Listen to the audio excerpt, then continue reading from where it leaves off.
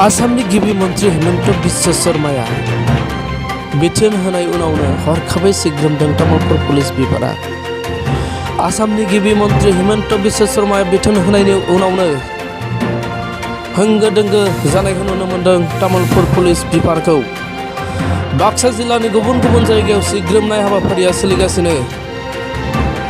बेजों लोगोसे तामुलपुर पुलिस थानानि मोखाङावनो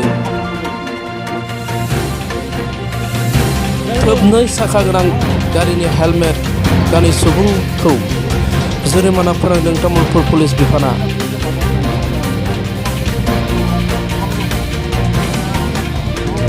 तामुलपुर महकुमानि गुबुन गुबुन जायगायाव सिग्रोमनाय हाबाफारिया सोलिगासिनो दं। तामुलपुर महकुमानि गुबुन गुबुन जायगायाव सिग्रोमनाय हाबाफारिया सोलिगासिनो दं। सिग्रोमनाय हाबाफारिया सोलिनाय समाव साखा खबनै गोनां गारिनि हेलमेट आरो फोरमान बिलाइ नायनायखौ नुनो मोन्दों।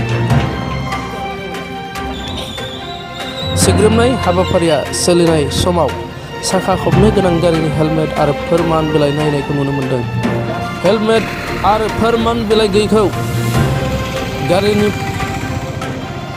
जुरिमाना फोनांनायखौ नुनो मोन्दों तामुलपुर पुलिस बिफानखौ।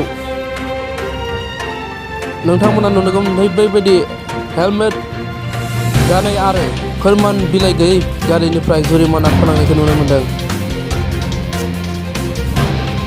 आसामनि गिबि मन्त्रि हेमन्त बिश्व शर्मा बिथोन होनायनि उनावनो होंगो दोंगो जादों तामुलपुर पुलिस बिफान।